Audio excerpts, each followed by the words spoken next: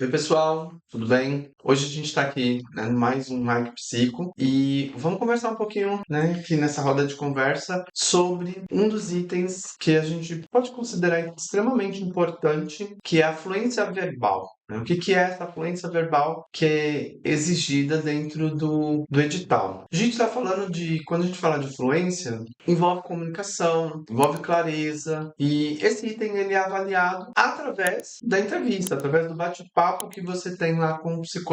Vamos pensar, vamos esclarecer um pouquinho mais sobre isso. O que vocês pensam, gente, desse assunto de fluência verbal? Eu acredito que a influência verbal, além de estar referente a essa que você colocou, clareza, assertividade, também tem muito a ver com relacionamento interpessoal, porque isso engloba as duas coisas, né? Então, se você não é tão assertivo, se você tenta falar muito complicado, diferente daquilo que você está habituado, você acaba se confundindo muito. E isso pode dar ali, para quem está escutando, um bugzinho e não consegue te entender melhor. Eu acho que uma coisa que dá pra acrescentar junto com isso é a confiança. Você, tipo, ter confiança no que você tá falando, junto com o relacionamento interpessoal, e essa fluência do que você, tipo, conversa sobre, explica sobre o que for. Porque se você não passa uma clareza, sabendo do que você tá falando, você não consegue ir pra frente. E Vai, você né? fica estagnado. E acaba que você vai dando muita informação, dá muitas voltas no conteúdo e não consegue chegar a lugar nenhum. Porque você só encheu linguiça, você não foi objetivo no que ele realmente precisava escutar. É tipo, fazer pouco, mas fazer bem feito. Você só fez muito e não fez nada bem feito, não conseguiu passar a informação que você queria, não conseguiu se expressar da maneira correta e só jogou informação para a pessoa. E a pessoa não entendeu o que ela estava precisando fazer ou entendeu sobre você. Isso também eu acho que está bastante relacionado com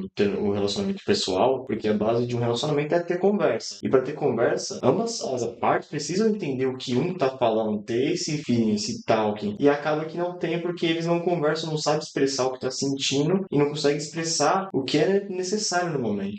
Eu, quando eu faço, né, entrevista, que eu ponto muito para os candidatos é esse lance da coerência, por exemplo. Às vezes a pessoa fala para mim, sei lá, eu quero atuar em tal área da PM. E quando você pergunta, mas por quê? Qual o sentido de você querer trabalhar nessa área? Ela vai trazendo uma fala, um argumento que eu ouço aquilo e falo, não, mas não tem sentido nenhum a pessoa, o que ela está falando. Então, eu vejo também nessa falta de comunicação essa incoerência, né, sabe? Do tipo, gosto de ajudar as pessoas, gosto de lidar com pessoas, de comunicar. Aí quando você pergunta, mas quer ir pra onde? Mas eu quero ir pro canil, que eu gosto de bicho. Ou seja, olha a coerência do negócio. Tipo, você acabou de falar pra mim que gosta de lidar com pessoas, gosta de trabalhar com pessoas e quer ir pra uma área pra mexer com bicho, que tem. Tudo bem que a gente sabe que tem o papel deles de contato com pessoas, mas né, a pessoa usa como referência mexer num cachorro que ama cachorro. Então tem muito isso, né? Essa coisa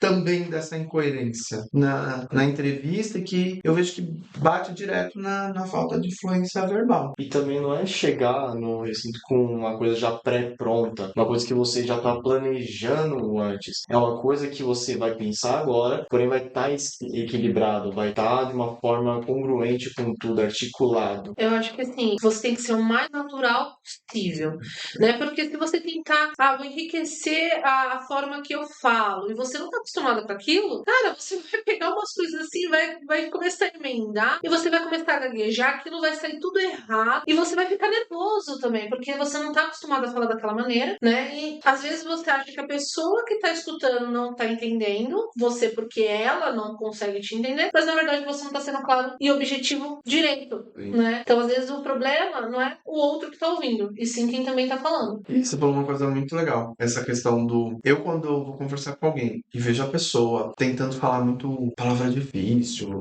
falando bonito, eu olho pra aquilo e falo: Meu, o sentido disso? Desculpa, no dia a dia, a gente é espontâneo, a gente não fica olhando, usando essas palavras, né? Como uma vez o cara, porque eu sou uma pessoa eloquente. Eu falei: Eloquente? Mano, você tá tirando, né? Então. E aí eu falo muito pros candidatos. Às vezes eles têm uma coisa do. Tô falando com um psicólogo. Então, se eu tô falando com um psicólogo é uma pessoa que lê é bastante dito, né? E aí quer usar a palavra bonita. Meu, isso foge totalmente de fluência verbal, foge de espontaneidade, porque a entrevista é bate-papo. Se é bate-papo, eu não tenho que ficar usando palavra bonita, palavra técnica, dá uma ideia de que a pessoa tá forçada, dá uma ideia de que ela tá tentando impressionar, né? Dar uma linha do... Você vê eu já vi candidato, sei lá, mega jovem, de 25, 22 anos, usando umas palavras que eu falava pra ele, você tem, parece que você é um velho de 40, sei lá, de 60 anos, né, que fez pós-doutorado, que você usa umas palavras que eu não consigo imaginar uma pessoa da sua idade usando. E aí ele foi trazer que, ele achava bonito, ouviu a palavra em algum lugar e achou que era legal usar. E eu falei, não faz isso. Você tem que usar a sua linguagem do dia a dia. Condiz com você Que mesmo. condiz com Não é dar uma outra personalidade para falar bonito só porque eu tô falando com o psicólogo. É para você trazer o máximo da sua carga, da sua bateria, da sua personalidade para a entrevista. Claro que você não vai chegar na entrevista, principalmente ele fala assim, e aí, mano, e aí, parceiro, pro psicólogo, lógico, né, gente? Tem que ter também um pouquinho de coerência ali na hora da conversa. E também a gente tem que levar em consideração, mesmo que a pessoa tenha 20 anos, mas ela tem uma convivência com pessoas mais velhas e tem um vocabulário mais rico, ela também não tem que empobrecer o vocabulário dela para poder se encaixar na idade. Se aquilo faz parte do dia a dia dela, ela tem que manter aquilo, né? Só que, lembrando, gente, vamos usar a coerência, porque chegar aí, parceiro humano, dentro da hora da entrevista ali, também não vai ficar legal. Então, basicamente, é saber quando precisa falar mais correto, falar na gíria, porém equilibrar isso com você mesmo, colocando sua personalidade nisso também, porque, como você disse, ela tá imersa em um meio que todo mundo fala bonitinho, então ela não vai também falar pobre porque nós tem que passar ela mesma, porque o que nós queremos é saber sobre a pessoa, não queremos saber sobre a persona que ela tá montando sobre ela, a gente quer saber as informações dela e quanto que ela tá falando expressa o que ela é através dos testes e etc. E ainda dentro dessa espontaneidade, né?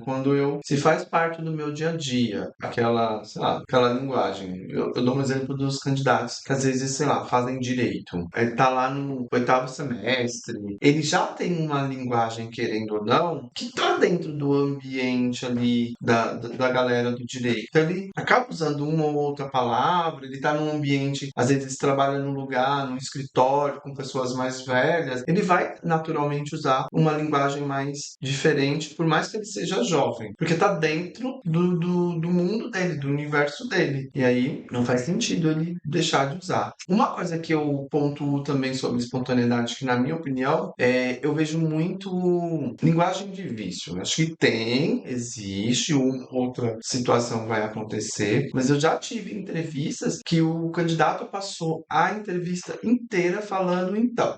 Então. Aí sabe, então. E eu comecei a notar quantas vezes ele falava então. E, tipo, a entrevista inteira deu assim 18 então. Eu falei, tudo bem, pode acontecer você usar a palavra uma vez ou outra, mas com tanta frequência acaba meio que empobrecendo o diálogo dele, né? É a mesma coisa quando entra, tipo, nesse coisa do tipo assim, tipo aquilo, vai. Eu acho isso, eu acho aquilo, eu acho. Falando, você tem certeza de nada. Tudo você acha. Então eu vejo isso também dentro do contexto de fluência verbal. E da segurança você falou, desse acho, por ele não querer se arriscar, acaba falando, eu acho, talvez, mas nem sempre. Então ele tenta achar outros meios em vez de falar assertivo e com firmeza. Não, eu tô falando, eu concordo com isso, com isso, com isso. No meu cotidiano, eu passo isso, isso, isso. Passa outra Firmeza, né? Segurança. Acontece muito também em algumas entrevistas, o que pode acontecer é a pessoa tentar enrolar ali, o psicólogo falar, e às vezes ele pergunta algo diretamente sobre a pessoa, e ela enrola tanto que ela fala de tudo, menos ela mesma, né? E entra nessa questão da fluência verbal também, porque assim, o que você acha do verde? Porque eu descobri que o verde Porque tenta fazer algo como se fosse, nossa, faz um malabares ali e acaba não falando que queria, o que o psicólogo queria escutar. Floreando muito ali a situação, dá muita volta. Nossa, tem candidato que é o candidato, eu digo que é um candidato tagarela. Ele dá volta, ele não consegue chegar, ele não é objetivo. Eu eu entendo assim, tudo bem, você vai explicar, você vai justificar algo, né? Quando o psicólogo perguntar, sei lá, por que que você gosta, né, do verde? Por que que você gosta de tal coisa? Tudo bem, você vai dar a sua justificativa, porque você pensa daquele jeito, né? Mas primeiro, responde. Vai lá, responde primeiro de forma objetiva e depois, se o psicólogo quiser entender mais sobre aquele assunto, aí ele vai perguntar. Assim. Não ficar dando volta, não ficar fazendo rodeio. Toda uma história. Ah, quando eu era pequeno, quando eu nasci, porque não é isso que ele quer saber, né? É algo mais objetivo. Lógico que você não vai dar uma resposta seca, Sim. né? Você tem que ter um pouco de saber dar uma explicada ali, mas não precisa contar quando eu estava no útero da minha mãe. Saber improvisar também. É uma coisa que eu gostei bastante, que é a pessoa chegar programada com todas as perguntas do formulário, sair um pouco, já vai começar a gaguejar, vai começar a ficar ansioso porque não estava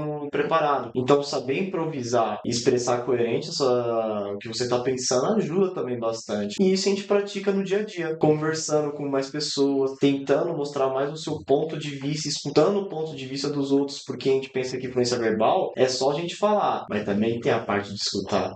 E se não entender, a pessoa falou, eu não entendi. Olha, desculpa, eu não entendi. Não é vergonha falar que não entendeu, né? Não é vergonha você virar e falar assim, olha, desculpa, você pode explicar de novo? Eu não consegui compreender. Não é vergonha, né? Você falou uma coisa que eu fiquei pensando aqui, né? Os extremos. A gente tem o candidato que fica dando volta, tagarela, enfim. Mas também tem outro extremo que cai em influência verbal, que é o candidato que responde C, né? Eu já vi muito candidato que a entrevista dele, eu chamo essa entrevista de entrevista ping-pong ou entrevista interrogatório. Você pergunta pra pessoa assim, então, como é a sua relação lá com a família? É boa, é ótima, a gente se dá bem, acabou, pronto. Ele não fala mais nada. Aí, e morte, o que você acha? Eu acho que é natural, acontece. Ou seja, é uma coisa seca. Tipo, uma pessoa que é direta e reta, mas, tipo, nesses momentos é o momento de, tipo, você falar sobre, tipo, tudo bem, você pode falar isso, mas complemente, tipo, explique por que você tá dando essa resposta, o que que você acha. Ele não desenvolve, né, a entrevista, porque ele fica ali. Aí,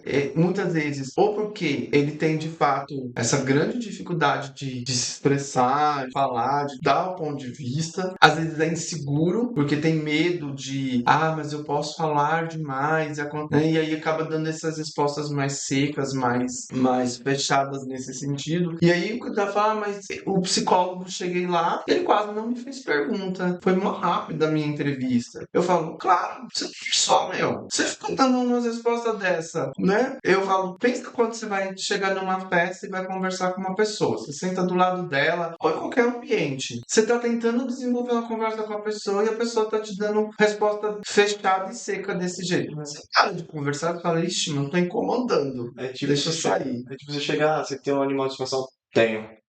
Ele fala, tem um cachorrinho.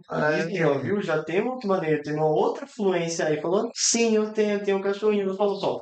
Só eu tenho. Não é isso. É aquela pessoa chata, né? Que chega perto de você. Bom dia. Boa tarde. Você tá bem? Tudo bem. E você? Pronto. E acaba, É o assunto, não deixa o assunto. Não tem. e acaba passando a impressão que ela é uma pessoa arrogante. Porque fala, não parece que quer conversar, uma pessoa ignorante. Tá fechada pra contar. Totalmente Né? insegura. Isso que eu ia falar. Ou totalmente insegura, porque às vezes, mesmo que você esteja inseguro, que você vai estar nervoso ali no momento, se perceba, respira, fala só um minuto, respira e tenta dar uma resposta melhor, porque às vezes a pessoa também muito insegura é aquilo que o Leandro falou. Ela tenta ser mais seca porque ela tem medo daquela resposta que ela vai dar pode prejudicar ela. Então não tem confiança, exatamente, não consegue ter uma verbalização ali mais confiante. Então ela fala assim, vou responder o mínimo e acabou. Às vezes até deixa de falar porque tá com vergonha de não conseguir compreender ela. A fluência verbal não tá só no, sei lá, língua presa, mas conseguir você se expressar com isso, você trabalhar a sua assertividade com as pessoas. É você saber dialogar, né?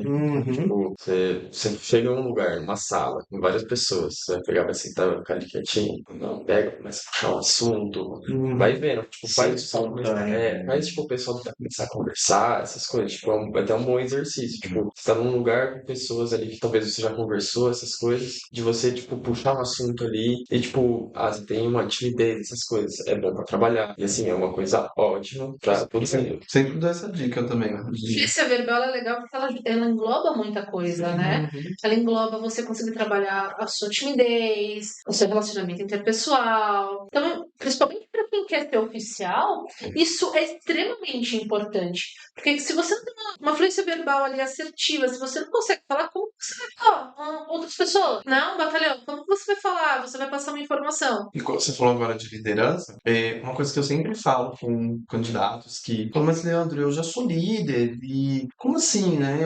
Minha fluência verbal não é boa. Eu falo, olha, às vezes, uma coisa que pra você tá muito clara, tá muito, tipo, sabe aquele pensamento do, meu, não tem como a pessoa não ter entendido. Muitas vezes, tem sim. Pode ser que a pessoa pra quem você passou ali uma missão, de fato não tenha entendido. Só que a gente sempre tem uma mania de achar que eu falei claramente, né? Aquela frase assim, mas eu fui tão claro com a outra pessoa, como ela não entendeu? Será realmente que eu falo com ele? Será realmente que você foi tão claro assim? Você parou para pensar qual a certeza que você teve de que a informação que você passou foi clara de fato? Às vezes na cabeça de quem pensa, ou na sua cabeça foi super claro, mas na cabeça de quem está escutando. Então, uma técnica que eu passo é, quando você passa uma informação para alguém de forma assertiva, né, tenta confirmar se ela entendeu, sabe? Pergunta para a pessoa, olha, isso que eu acabei de te explicar, só ter certeza, só para ficar claro mesmo. Você consegue confirmar para mim o que você entendeu da informação que eu te passei? Pronto, quando o outro vai lá e repete ali o que foi explicado, eu tenho a certeza se ficou claro ou não. Porque às vezes ele vai repetir e show, é isso mesmo, ele entendeu. Às vezes não, ele vai repetir uma coisa e falar, opa, não ficou tão claro então. E aí cabe, principalmente em liderança, cabe o líder fazer o quê? Ele talvez vai ter que mudar a forma de explicar, o jeito, vai ter que usar talvez algum outro recurso para poder aquela informação ficar o mais clara possível. Sim, uma coisa que eu queria também acrescentar sobre o que você falou é que as pessoas que vão passar algumas informações, elas geralmente estão habituadas com essas informações. Elas já têm essa informação na mente delas já trabalhada. Então ela parte do pressuposto que a pessoa também vai conseguir assimilar isso da mesma maneira, porque ela Sabe o que é? por exemplo, a gente quando vai aplicar teste, a gente já sabe sobre o teste, mas só que a gente está aplicando em pessoas que não sabem sobre o teste. Então a gente tem que ter calma, ensinar eles, falar como faz, ter certeza que todo mundo conseguiu entender, porque a gente está no automático, a gente sempre está convivendo com testes, eles não têm esse acesso.